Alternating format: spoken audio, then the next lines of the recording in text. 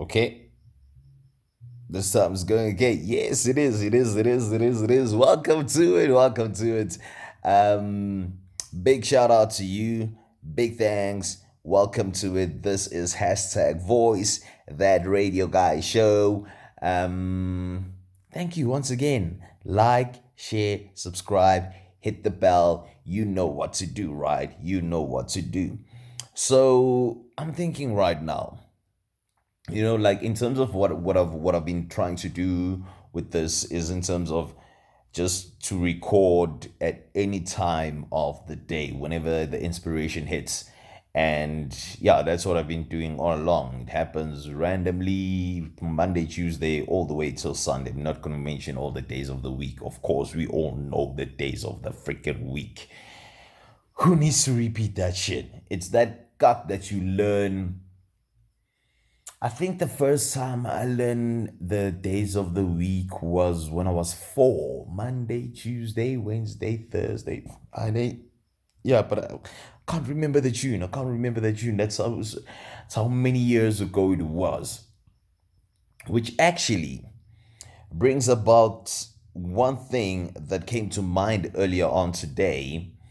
When I found myself once again watching Watch Mojo here on YouTube. Like, as I said, for me, in the past 3 years, can I say 4 years maybe?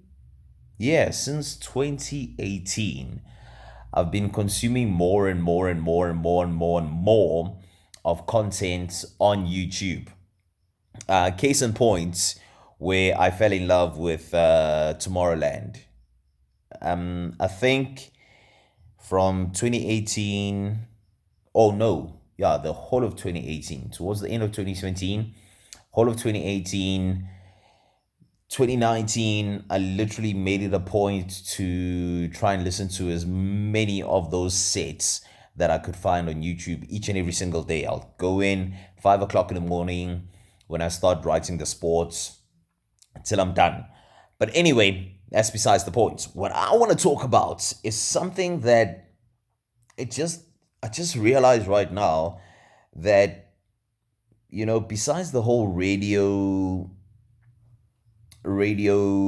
aspects coming into my life and getting into radio and just being a broadcaster, which is awesome.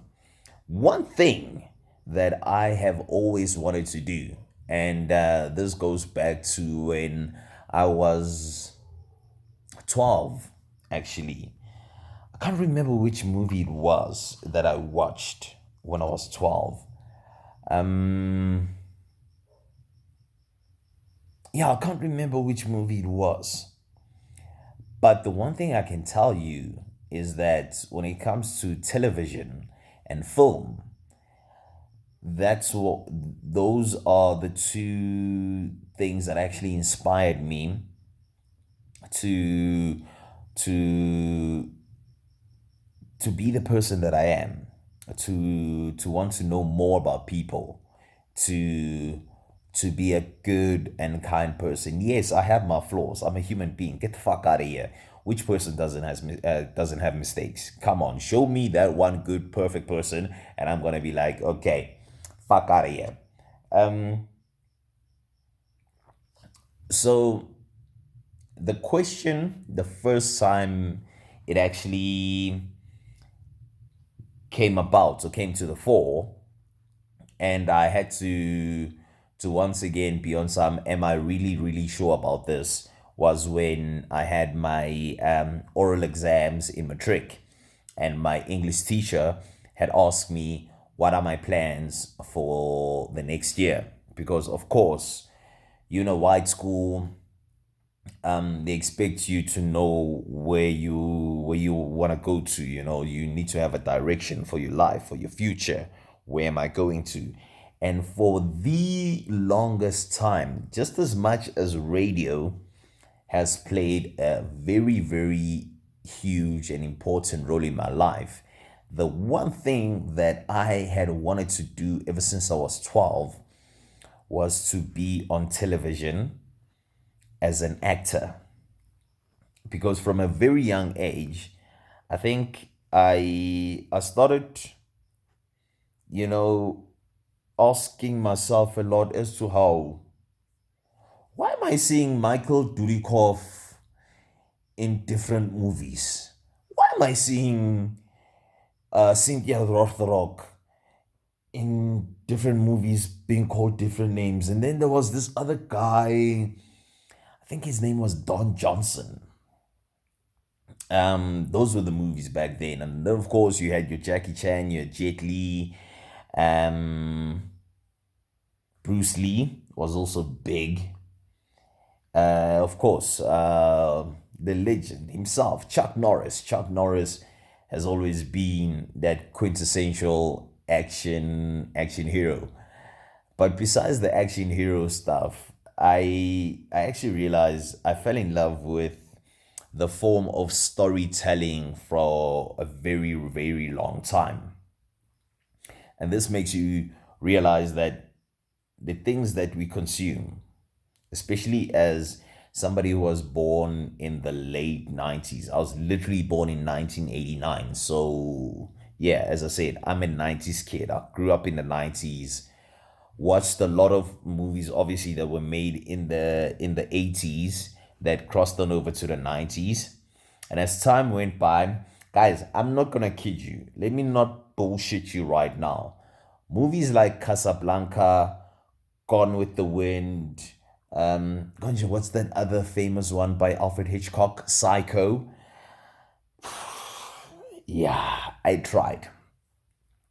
I tried. I literally tried to sit back and watch that shit, and I was like, guys, yeah, there was storytelling in the 70s. I was not fucking alive in the 70s.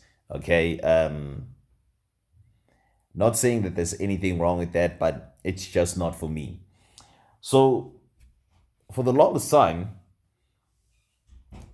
the influence came through from the different characters that I grew up seeing on television, whether it was movies or series, TV series. I remember this other one called Jag, and then there was another series that was dubbed from fuck knows which language it was.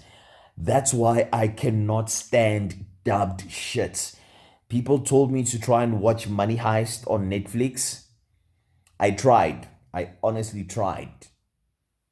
30 minutes into episode 1, I was like, no, no, I don't give two shits what people are saying.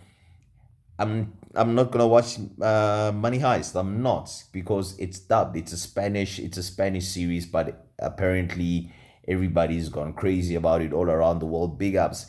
When you look at streaming services right now all around the world, it's tough competition, eh? The competition is hella stiff. And then, as I'm saying, I've been watching a lot of Watch Mojo. Came across the top 20 most underrated movies of the 21st century. The one that sort of resonated with me, because they were talking about underrated movies when they were released. And then later on, when you watch them, you actually realize that this is actually a kick-ass movie. And I'll say this again. Miami Vice, which was sitting at number 13 on this list. When it came out, can't remember which year it was, forgot to write it down. I liked it because I remember the old Miami Vice with Don Johnson and was it Cheech Martin or Cheech Marino or one of those Hollywood guys. I mean, come on, guys, they from Hollywood. They've been hundreds, if not thousands, of Hollywood stars over the years. So please forgive me. They are all the way there. They don't know me. I don't need to know them. But yeah, we have watched them over the years. And just as I was sitting down, another thing came to mind. Do you remember the times when you used to have a membership to your favorite video store, either Blockbusters or Mr. Video? Yeah, you remember them, right? Early 2000s, they used to advertise on TV. Blockbusters, Mr. Video used to advertise on South African television. And then they had a partnership with Twins Pizza back at the time. Twins is also another brand that completely died. But Twins and Blockbusters is what made the early years of my high school career or high school life, because my younger brother and I, we each had our own separate accounts, not a family one. You had the opportunity of opening a family account, but we were like, no, no, no, no, no. There are gonna be days when I'm not here, because I used to go and visit my grandmother a lot, where my brother didn't like to go visit my grandmother at the time. So I had my own accounts, he had his own accounts. And there was the one where you could borrow 7 DVDs or 7 VHS back in the day, for those who still had VHS. I mean, I'm talking about back in 2004, 5, 6, 7, 8. Those were the times where Blockbusters was still around in Nelspruit, where I grew up. So Blockbusters, 7 DVDs, $70. They weren't ready for Calvin and Hope were their Blockbusters, because we'd literally make use of that special and literally rent out the movies just for 3 to 4 days most of the time, return them within the 7 days, and they'd give us, I think maybe an extra 20 Rand on top of your membership fee. So we'd carry that over, rent another 7 DVDs. And when I think about the amounts of movies that a person has watched, I'm just thinking, looking down at the list that I wrote here. I mean, I have Braveheart, I've got Taking Lives, Hard Rain, Demolition Man, Color Purple, Lord of War, good Lord, The Sixth Sense, Green Mile, Cry the Beloved. Guys, there's just so many movies to mention, so many drama series. I think going back to now, watching some of the people who we grew up watching on television, and you ask them what inspired them, they'll always tell you something that they saw one day, either on stage in theater or on television. Um, 2 hours ago, before, because what I usually do, I consume a lot of podcasts. 2 hours ago, I was watching a video here on YouTube by Osa, where they talking about Ian Armitage. That's the guy who is currently playing Young Sheldon on the series called Young Sheldon. And this kid, both his parents are in the theater space. So, am I the only one who's thinking, of course he's gonna be a fucking good actor? His dad is a theater director, his mom is a screenwriter or screenwrite on Broadway. Um, really? It's not rocket science. It's not rocket science. It depends once again as to what you expose your children to. I will always make an example with Martin Garrix. This like, just go and Google Martin Garrix, okay? It's there for your own consumption. His dad bought him a PA system, not a DJing system, a PA system, the one that you'll find in a grocery shop, and slowly but surely added on. Now he bought the PA system on a street, and Martin started making music. We also have the same person here in South Africa, Arch Jr. I can't wait to see what that kid's gonna do when he's 16. It's not too far away from that. When he comes out, the music scene was not fucking ready, okay? But anyway, Martin Garrix, from the age of 3, His dad gives him this. And mind you, Martin Garrix is only 26 this year. It's madness. 26 this year. But anyway, dad gets him that. This kid starts practicing and playing, and yeah, he tells his story in so many ways. But that's one of those beautiful stories where I say that that's where I get my inspiration from. Start nurturing the talent from a very young age. His dad saw that he's got the skill from a very, very young age. By the time Martin Garrix was 17, he was headlining Ultra Miami. At that point in time, it was bigger than Tomorrowland. Um, but before he headlined Ultra Miami, 2004, I was in high school. I remember I was in high school. So Martin Garrix must have been in primary school at that point in time.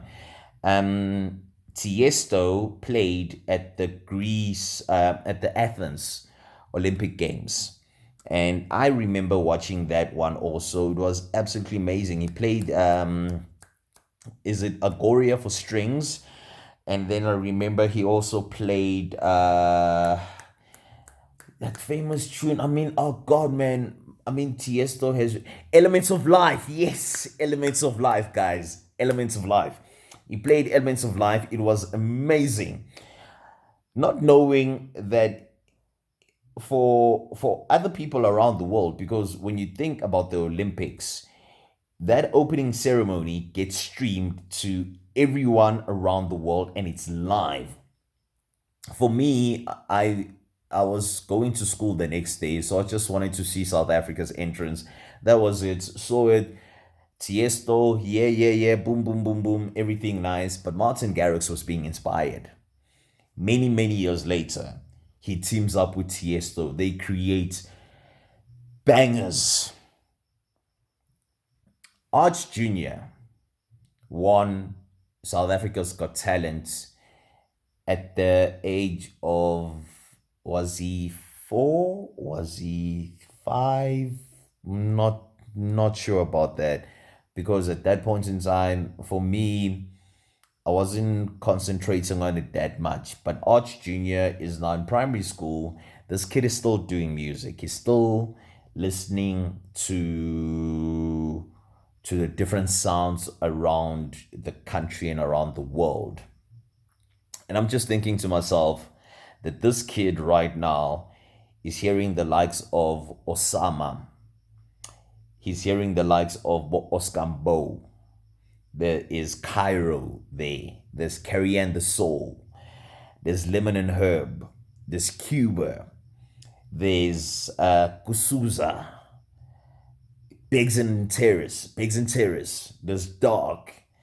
There's Shimza. There's Da Capo. There are all those great talents that he is being groomed under just from listening to it, because his dad said the same thing, that he bought himself some software and equipment, and his child, the age of 2, started dancing along, and he played, and he was like, kid's got something.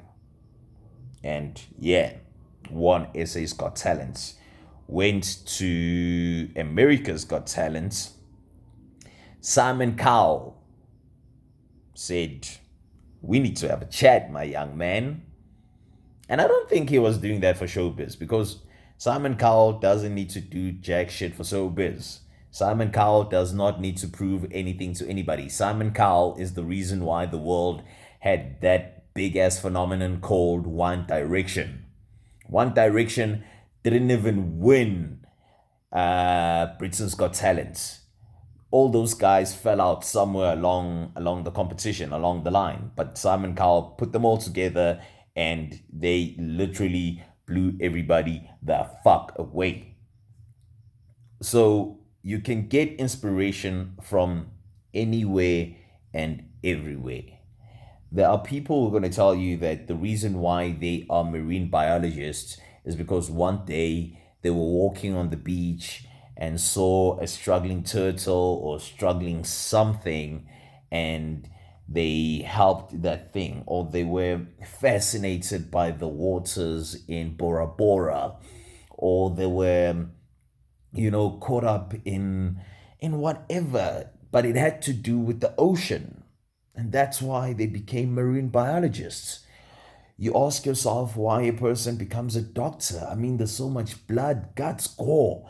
And then there's the beautiful thing that you are able to save lives. You are able to discover new things about the human body. You ask yourself, why does a person become a scientist? Somewhere, somehow, they got inspired at school or learned it along the way, as to, Sir Isaac Newton sitting under an apple tree and that shit falls on his head. There's just so many things that inspire us as human beings. And that's why I say that for me, um, yes, I do get inspired by the works and the talents, the skill, dedication, and love and passion that us as human beings put in everything that we do, no matter what it can be. The thing that just inspires me, even more than all of that, is when you find yourself in a situation of wanting to give up, but you don't. You continue believing in yourself and telling yourself and letting yourself know that no matter what, this dream of yours, this passion of yours, you are keeping it alive. You're pushing, you're moving forward. Uh, in the sense of times are changing, people are doing things in different ways, and we have to adapt and also change with times. But just as long as you keep that dream alive, that's what matters. And not allowing anybody to try and diminish that dream. I mean, I'm going to be honest with you right now. If I have to show you what the plan was, this is how I usually plan out, what do you call this? The videos. I just sort of, if you can see what I was going to talk about, underrated movies. And then I have all of that where my mind just goes into, yeah, this was fine. Yeah, I remember that. I remember. So I write it down, but then boom, as soon as I press record, yeah, stay on script. This is unscripted. Of course, it's going to be difficult for me to do so. What do I remember about Be Kind Rewind? Jack Black and Mos Def. Didn't understand that movie. Hard Rain was the first movie I ever watched in at the cinema. It was back in 1998.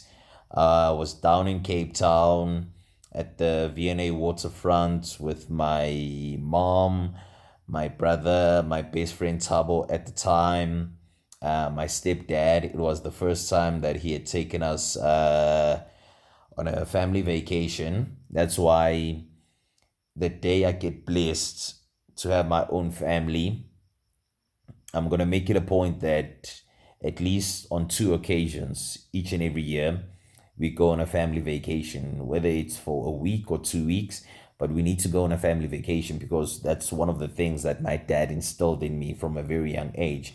And at that point in time, he actually didn't know that by him taking us to the movies and me watching this movie that was literally about a dam breaking and it just raining, and I was like, huh? So the rain caused the entire town to flood. Years later, beyond time, no, it was actually the dam that broke. But that was the first time I was at the cinema. And then moving on to 2005 to 2007. That was when I was in grade 10 to matric. My mom used to reward me and my brother with movie nights, with whatever good thing that we did the previous week or whenever you did. If you did something that was worthwhile, you were rewarded. And most of the time, my mom rewarded us with movies because she saw with me. And I think with my brother, they actually, he's always been that guy that it doesn't take that long to let you know that he doesn't like something. With my brother, I think it was on 3 occasions, and then he was like, "Ah, nah, screw this. I'm not gonna go to the movies with my mom." I love going to the movies with my mom, and so for those 2 years, every second week, third week, whatever the case may be, we'll go watch a new movie. So I Lord of the Rings, yo, loved each and every one of those ones. There were times, many a times, my mom would go and drop me and my cousins off, and she wouldn't join us. So I got to watch a lot of movies. Got to watch a lot of movies in high school because of my mom. And I think that's why she understood when I told her that I wanted to become an actor in matric. But I never became an actor, which is just using the last couple of minutes left of this video, just jumping back to that thing that often we are afraid to do, is to try something new, is to change the norm, to change the habits. For the past 10 years or so, I've always felt like there's something missing in my life.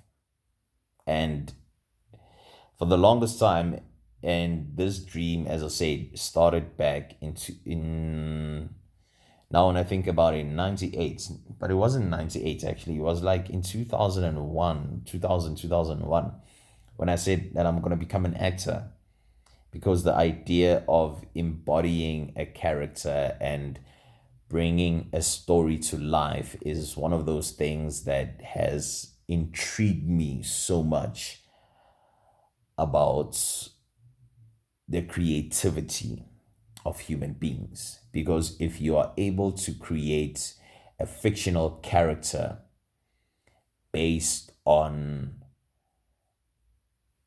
a living being, if you understand, because when you look at it, most characters are loosely based on someone's experiences. So I can't create characters.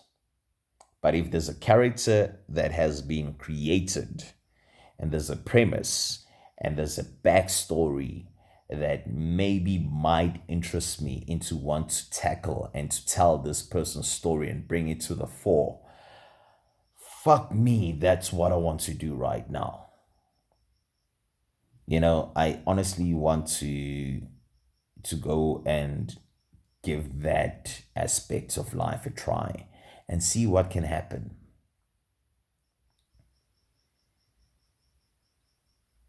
It's an idea, right? Why should I be scared? Because that's also another thing that often holds us back as human beings, is the fear factor of everything. There's always that fear of change. There's always that fear of being rejected. There's that fear of failure. But you know what? I don't think fear has ever stopped me. Because in some of the things that I've tried to do in the past, the fear aspect has come in, but I was like, nah, not gonna allow it to take over. So yeah, as I told you, listen, thank you so much once again. I appreciate you tuning in. I appreciate you spending your time. So I will not take too much of your time. All I'll say is don't be scared, yeah? And we're not going to talk about other people's issues. They've got their own shit to talk about. This is just me using this said platform to get the conversation going. Something that was mentioned to me by somebody a while back. And I gotta say, big ups to you, Kagu. Big ups to you because there's something that you wrote as a comment, and I was like, God damn, this nigga actually caught up to something that him and I spoke about one day. So big ups to you, Kagu. Big ups to you. Big ups to everybody who is chasing their dreams. Big ups to everybody who's not giving up. Big ups to you if you've been knocked down and you're on some. Listen, you hit like a little bitch. I hit harder and you get up and you continue fighting. Hit that like button. Hit that subscribe button. Share it. Tell your friends. Tell your family. Tell everybody. Thank you so much, my babies. Okay, yeah, everybody keeps on calling everybody my babies. But we'll continue the conversation going, right? This is Calvin, that radio guy Mlambo. Not gonna go that loud. I think it's about midnight right now, right? So just to respect everybody all around, all I'll say is thank you so much. You are amazing. You are awesome. Dream big, child of Africa, coming to you live from South Africa. I'm Calvin, that radio guy. Thank you so much. This is hashtag voice, that radio guy show. We'll do this again pretty soon. Cheers.